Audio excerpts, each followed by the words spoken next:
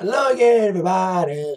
Zack Attack is here with my WWE Raw review for this Monday, July the 9th, 2018, the final one before Extreme Wars, coming to us from Boston. I can't do it next time. Massachusetts at the TD Garden. Now, if you haven't noticed, I did not make an attack review of my thoughts on the Raw last week. I was on vacation. Last minute vacation with my brother and his friend. Cabin up in Alpena. I did see Raw eventually, and well, I was getting a weird show last week. A couple screwy endings, a lot of screwy endings and rematches. SmackDown was a little better, and Raw had a lot to make up for. Not only to make up for a shitty Raw that was topped by a great 2-5 Live, an awesome main event with Buddy Murphy and Mustafa Ali. Check it out, please. 2-5 Live's getting better. And also topped by another decent NXT episode. Not to mention last week's Raw was topped by an amazing New Japan G1 special in San Francisco on Saturday, which saw the reconciliation of Cody and Kenny and the Firing Squad coming together and starting a turf war in the Bullet Club, which is not fine. We thought it was. Now it's not now. So some good stuff happening with wrestling. But Raw needed to top last week and make up for it. And this week's Raw, heading towards Extreme Wars, is their go-home show. Okay. There's okay little things, especially on main event. Couple things here and there, a couple good things, a couple bad things, including a continuation from a segment from last week. Not as bad as saying in last year's segments, but close. But let's get rolling with the Roman Reigns, Bobby Lashley feud. They're trying to hype it up for the match at Extreme Wars, which is not a number one contenders match at this time for Brock's Universal title. He's too busy going to UFC. Anyway, there's another big talk of the week was Lesnar appearing at UFC's pay-per-view on Saturday, challenging Daniel Cormier, who did defeat Stipe Miocic and became the second man next to Conor McGregor to become a 2-weight class champion at the same time. He's the current light heavyweight champion as well. So there was rumors about Lesnar fighting Cormier in November. But since he's back in the drug pool after failing a drug test during UFC 200, he won't be able to fight till January for UFC. So hopefully he'll still be at SummerSlam. Despite rumors he won't be. We need a full-time champion and quick. Unless Strowman may cash in at UFC. Anywho, trying to help there's a Reigns Lashley feud by having him team up against Revival the last 2 weeks. Thank God we didn't see it again this week. Actually, 3 weeks in a row. Thank God we didn't see it again. We had a screwy ending of that match last week. So they're trying to hype up this feud and the fans do not care. And when the fans are chanting, "Let's go Celtics," when they have a little backstage scuffle interaction before Roman headed out to the ring, make the fans shut up and care about this feud. How about a brawl? And that's what we had. Because Roman, as he was talking to Lashley backstage, as he was about to make his way to the ring, with the fans chanting, "We want Celtics," let's go Celtics, because it was a Celtics pitcher. Lashley's like, "I'll dare you to call me out." And Lashley did get called out by Roman Reigns.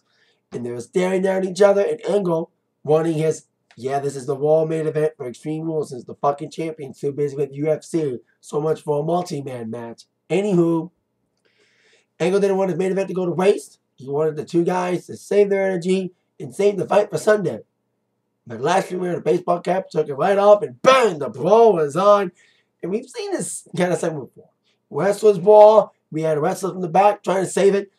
But it was a good segment, though. The crowd was into it in Boston. Various times they were held back, but they broke off. The best spot was when Roman flew over everybody. He flew out of the ring onto everybody. That was a cool little spot. So they were trying their best to make us care about this feud, making Lashley booked better than he did in his stupid feud against Sami Zayn. This feud is about as stupid, but not as stupid. They should have had a stiff to this match, since we don't have any extremeness. That's the problem with Extreme Rules the last couple of years, especially last year. There wasn't as many extreme steps. Going into Raw tonight, we only had a few extreme step matches.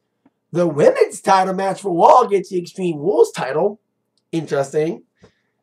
And we had a 3-minute Iron match, which I'm actually looking forward to. Ziggler and Wallen. Implications on that match later on.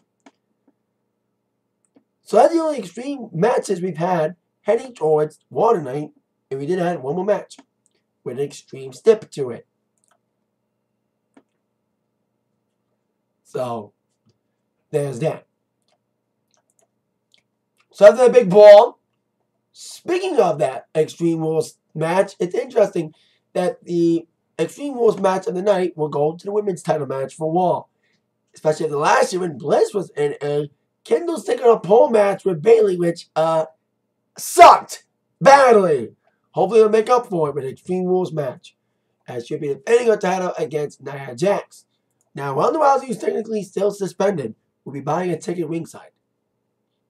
Who doesn't think she'll interfere? Everyone's gonna know she's interfering. So momentum on their side. They want some momentum. They being Nia and Bliss. So we got a little tag action here. As Alexa Bliss teamed up with Mickie James, take on Natalya and Nia Jackson. Okay, little opening tag team affair. Bliss and Nia never really had that much interaction. It was mostly Mickie James getting on a blunt beating before being squashed literally like a bug by Nia to get the victory. But Alexa Bliss kind of calling back her shitty match against Bayley at Extreme Rules last year, pulled out a candlestick and used it on Nia. Hopefully we see some more weapon spots. Not only more weapon spots than any other women's title match recently with a stip, but more extreme than Bliss's match against Bayley. And Bayley stuck at counseling. Now, Bayley is in there with Sasha too. I give Corey Graves. I love the one shot of him when they're talking about it. His eyes rolled back in his head. That's how I react to this stupid shit. And like I said earlier, I thought it was going to be stupid and probably go down as one of the worst segments of the year. Not as bad as we thought. Because we had Dr. Shelby return. Hey, we had Team How No reuniting. What the hell? Bring back Dr. Shelby. Now, the counseling segments were actually kind of entertaining, but still stupid. This week, we didn't get as much counseling segments. We only got like small snippets of it with a new counselor. Since they yelled the hell out of Shelby out of the office. Still having a picture of Team How No in the corner. The new shirt is hideous. But anyway, they're going to report to Kurt Angle next week. So if they're not going to have a match in Extreme Rules, they may have a match in SummerSlam. That's when they need to settle it. Kurt Angle's like, oh, we settle everything in the ring. Kind of contradicting yourself by sending these two to counseling. And they need to settle it in the ring. Hopefully they will. Like I said, possibly at SummerSlam. Speaking of Angle, in a match for Extreme Rules in the aftermath of the recent battles with Kevin Owens and Braun Strowman. They've had their battles last couple weeks, and Strowman's been punishing Owens with the tackles and doing Strowman-like destruction by lifting a call 2 weeks ago, and last week got kind of silly by putting KO. Well, KO hit in a porta potty and got knocked over. Because of that, he got a doctor's note to not wrestle tonight. So he stayed in Angle's locker room. Kind of interesting story with him being there all night, and Strowman did come to the locker room so Angle can reveal to Strowman and Owens they will face off this Sunday in a steel cage match. At least it's sort of extreme, but still have not a lot of extremeness. We only have 3 stipulation matches thus far. An Iron Man match, a cage match, and an Extreme Rules match. So we have a lot of matches on this card, especially now that all multi-branded pay-per-views that aren't the big 4 are now 4-hour shows. 4-hour shows. 5 if you count the pre-show, which we still don't know matches for that yet. May get them last minute. Now on to, maybe had a couple rematches tonight. After denying a rematch the last couple weeks, Noe Jose finally got a rematch against Mojo Rawley with a new theme. By the way, Lashley got a new theme too. So Mojo got a new theme. I actually like Mojo's new theme. And Mojo's been getting more aggressive lately. On Raw, being able to show his personality more as a heel than he has on SmackDown. And I'll get a little match with No Way. I don't know what he cared about it, but it was decent little action between these two. But Mojo straight got the best of No Way Jose. And he had a new finisher. Not the pounce, but a slinging top rope Alabama slammer. That's what your new finisher is? Weird. Should have a new finisher. Because my dad likes the Alabama slammer. Yet he thinks coup de grace the worst finishing move ever from Finn Balor. So, there you go. Okay, little match. Mojo Rawley wins again. Because Mojo beat No Way Jose a couple weeks ago. And like I said, the last 2 weeks, No Way Jose's been wanting a rematch. But the Conga Line's been beaten up every time. Safely, the Conga Line went to the back this time. So no Conga Line was hurt in this segment or match. So there's that. Now on to the man who will want to be the Iron Man this Sunday. Challenging again for his IC Championship to be back around this race against Dolph Ziggler. Of course, Seth freaking Rollins. You know, his promo against Ziggler, it kind of lagged a little bit. There was some good stuff in there. Ziggler botched it. He botched one of his lines. And the crowd turned on it for a little bit. And it did feel long. Until the topic swing to Drew McIntyre being Dolph's lackey. Being basically his bitch. We can't say bitch. PG. And then saying that, oh, I know why Dolph's busboy. He has secrets about you. Trying to blackmail you with those sheep tapes. Hey, at least Seth's jokes aren't as corny as Roman's. Anyway, he goaded Mr. Drew to come down the ringside, and that would lead to a match later on in the evening with some big implications. If Drew were to lose this match, he'll be banned from ringside, making it one-on-one. Makes sense to have that step, because Drew was a big factor, not only in helping Dolph win the title in the first place, but also helping get a screwy ending in the rematch a couple weeks ago on Raw. So big implications and nice step to this match to see Drew possibly get banned. Now on to the match we should have had last week instead of Matt against Curtis Axel again. It was Matt Hardy against Bo Dallas. Bray, who's back this week after a bad car crash that he caused last week, causing him to miss Raw, and JoJo missed Raw too. Greg Alexander from SmackDown took her spot, but she was back, and so was Bray. The tag team title match is on for this Sunday. A lot of us were worried about that match after we heard Bray got into an accident over the 4th of July week. And we had the B team dressed up like Bray and Matt again. Okay, little match here with Bo and Matt here. As Bo wanted to believe he can get a win over what happened to tag champs. Hey, his partner did it last week. Maybe he can do it. Because he believes in himself. So, after some okay little action here, with Matt trying to beat Bo before their match this Sunday for the tag belts. With some distractions on the outside, Bo would do a swinging neck breaker from the top rope. That's a cool little spot. And yes, ladies and gentlemen, the 1-2-3 victory for Bo Dallas. So the B team is undefeated in tag action and in singles action. It's interesting. Matt Hardy's been pinned by the B team in singles action 3 weeks in a row. Lost to Curtis Axel, that silly little screwy quick finish 2 weeks ago. Won in a more longer match last week. And now Bo Dallas pins Matt Hardy. So that means Bo and Matt will retain this Sunday, right? Right? And maybe face the Revival, who are watching backstage. At least give them something to benefit on their exposure lately after teaming up the last few weeks against Lashley and Roman. And winning one of those. Really not won by DQ. And speaking of tag teams, man, a lot of injuries lately. A couple teams losing members. Riot Squad is without their leader, as Ruby Riott got injured over the last weekend. That sucks. She's been benefiting a lot on Raw. Great standout on Raw recently. And she's out with a torn, I think a sprain. So it's not a serious injury.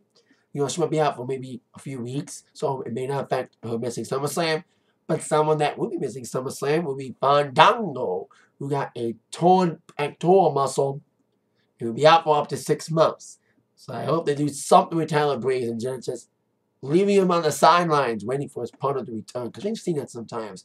When one tag team partner is out, the other partner's on the sidelines doing nothing until his partner returns. So I hope they don't do nothing with Breeze. I hope they do something with Breeze. He did interact with the Wyatt Squad's Morgan and Liv and Logan as he made their way to the ringside for another rematch. Liv Morgan once again taking on Ember Moon. Now I like Liv Morgan. I've always been a fan of her since her NXT days. It's still weird to see her as a heel because she was always a face in NXT. My favorite Juicy Girl would take on. She looked good here against Ember, and I've been an Ember fan too since NXT as well. I like the Liv did like a satisfaction thing off the top rope, kind of sloppy, but it was still effective. It was cool. Cool little thing. Liv's still learning and improving a lot every day because she's got good workers to work with. And I liked the sell on the Eclipse last week. But we didn't see an opportunity to see Liv sell again on the Eclipse. Love that sell. Probably one of the best Eclipse sells since Mickie James' selling of it a few months ago. That was one of my favorite sells of that, was Mickie James' selling of it. Liv's probably up there. But instead, Liv would be defeated even with interaction from her Wyatt Squad mate, Sarah Logan, would get surprise pinned by Amber. I think like Liv was trying to capitalize from Logan getting kicked off the apron by Amber, and Liv tried to surprise Amber up, and then Amber sat on Morgan and got the victory that way. Jackknife pin, so there you go. Amber wins, still directionless. Probably waiting until Nia settles her beef with Bliss. Then Bliss settles her beef with Rousey, which will probably happen at SummerSlam. So there you go. After a few weeks, we finally get to see Elias back on screen. He was on screen a little bit last week, but he didn't want to perform in front of a small town, so he performed in Iowa. No, last week was in Omaha. Last week, SmackDown was in Omaha. Last week, was in Iowa. Des Moines, Iowa. Didn't even say its name. Oh, Cedar Rapids, Iowa. Yeah, Cedar Rapids, Iowa. Something like that. I'm botching. Sorry. But we did see Elias come out as he prepares for a tag match against Constantinople Corbin. I actually liked this promo against Balor last week. I think all of us, when we saw the Constable Corbin character debut, were like groaning. But I agree with many comments I've seen on the internet that I'm starting to grow on Corbin being a constable. I actually like him as a constable, but he's not a good singer. As Elias would celebrate, and he's recording an album. That's what he says. He's been gone for a few weeks, recording an album because he does have an WWE Network special, Elias Unplugged, coming that may go with the album. I'd actually buy the album. I'll buy it. Maybe I'll do it digitally. I do everything digital now. Although I did buy physically John Cena's album, You Can't See Me, when he was actually popular and cool and not stupid. When I liked the rapper gimmick. And it was actually not bad of an album. When I was only 16, 17 years old. So there you go. But I was singing a little song about Boston sucking and hating Boston accents for bringing out his partner Constable. Constable would make fun of Finn Balor. I bet you Constable is basically saying what the Office is saying about Finn Balor. Too small. They want the big guys to be the ones to get over. And I feel bad for Finn. By the way, Finn would take on Bobby Roode. Guy needs to heal bad. And Finn's been directionless for the most part since coming back. He hasn't got his proper rematch yet for the Universal title. He's got this gay thing on, the gay character. And I have nothing against gay people. I have a lot of people in the LGBT community that I'm friends with. And all that. But we need to see the demon again soon. We may not ever wear with this, this Battle Club for Everyone gimmick he's been doing, which is over, now is over. Vince way of saying, Finn, you're not over. Anyway, Corbin wanted to sing a song about the itsy bitsy Balor. good attempt, but it was an F. A for effort, F overall. He was off key. I think it was done purposely to get some heat. And he got booed out of that. So on to that match. I thought Bobby got injured over the weekend. I thought I read that. But apparently he's not injured enough. Or maybe he is, but he's only working tag matches. So anyway, fun little match here. Decent little action here. Seeing Elias get some work in on the Balor. Balor and Corbin did have some interactions. Of course, we've seen them in the Bedfellows match a few weeks ago. That started the feud, which would lead toward the match being named for Extreme Rules. In the segment last week, added on to it too. Because Balor wanted an apology. Was supposed to give an apology by Corbin for what happened the week before with the Bedfellows match. And I like that promo saying like, I don't want to talk to you, Balor. That was his defense. Corbin's defense for pulling him off the apron and stuff. So there's that. But after Corbin and Elias got some double teaming work, isolating Balor in the corner, the hot tag came to Bobby Roode as he would try to do his glorious moves. And even try to have Finn try to go for the coup de grace at one point. But then Corbin would take out Balor. And Elias would take care of Balor some more. Before Roode would get suckered into the end of days. And the 1-2-3 victory for the bad guy team. At least Balor didn't eat a pin. But Roode did. Hopefully this may make him want to turn heel. So there you go. At least Elias won a match. But Balor's opponent at Extreme Rules, Constable Corbin, got the pin. So there's that.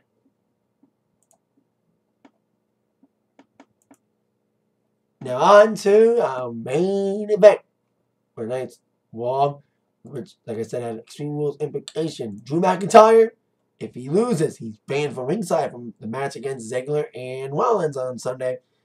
He'll be taking on Seth Rollins. Really good match. Good action with these two gentlemen. Former NXT champions in their own right. Of course, Seth Rollins was the very first NXT champion. And I'm so surprised, going back to Balor and Roode for a minute, they had a backstage interview with Renee Young before the match saying that we have a lot in common. And they did not mention they were both former NXT champions. So, there's that. Good spots with these gentlemen. McIntyre was getting some offense in early, dominating on Rollins pretty early, sucking him down with some big punches, some big kicks, some big moves. But then after mostly first half McIntyre match, Rollins came back with his big moves, the big kicks, a couple super kicks, couple attempts at the stomp, and the Falcon Arrow, all that great stuff, and the suicide dive a couple times.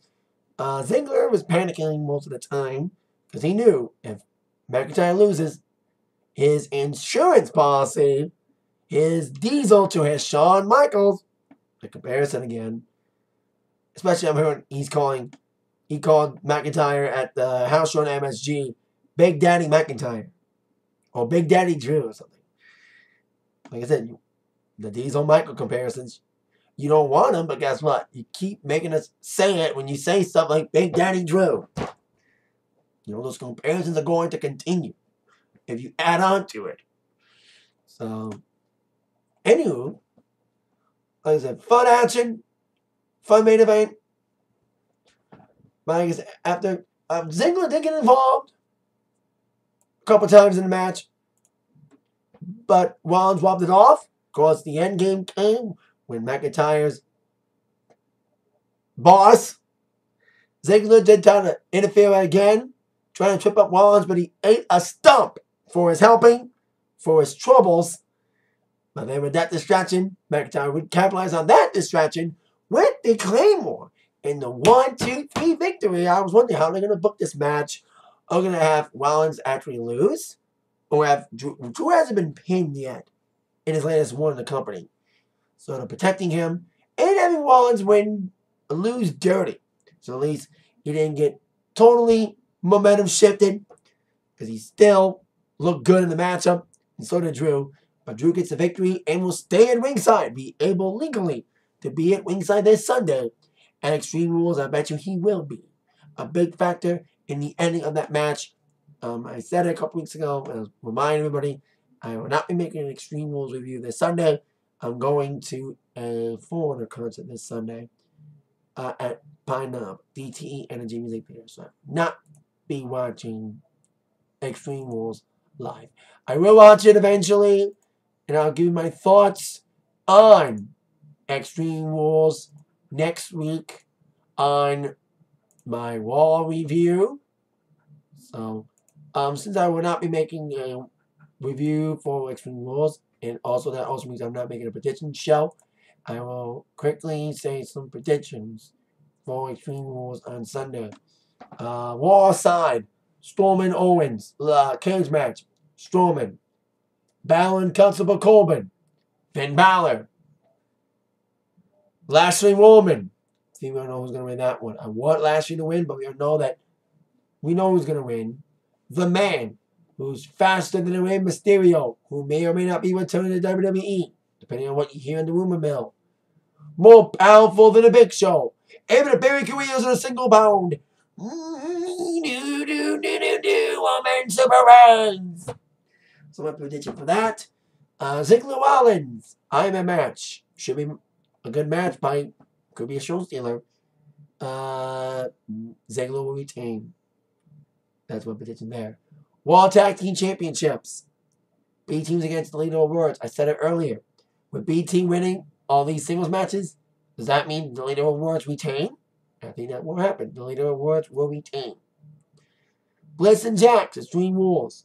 Bliss, despite some interference from Ronda Rousey at ringside, she will retain. Because it will be Bliss and Rousey at SummerSlam, possibly. SummerSlam. Implications for these matches. Let's go my SmackDown side predictions. Jeff Hardy Nakamura for the United States Championship. Shinsuke Nakamura. He needs some heat back for his lackluster feud against AJ Styles, which should have been handed on a silver platter. Badass, but the stupid nuts got a little old quickly. So, and I'm hearing rumors about Nakamura being champions, but Hardy having nagging injuries. So I think Nakamura's going to win that one. Raw SmackDown Tag Team Championships. Bludgeon Brothers against the reunited Team Hell No. Love Team Hell No, but Miz needs a feud with Bryan. They'll be on Miz TV tomorrow on SmackDown. So I predict Bludgeon Brothers will retain. Carmella against Asuka for the SmackDown Women's Championship. I want Asuka to win. Speaking of getting heat back for losing lately. But I predict that Carmella will win with help again from James Ellsworth if he survives his lumberjack match against Asuka. After that stupid Battle of Sexes match that went to a countout last week. Prompting the lumberjack step this week from Paige. And then the SmackDown main event, AJ Styles defending his WWE Championship against Rusev Day.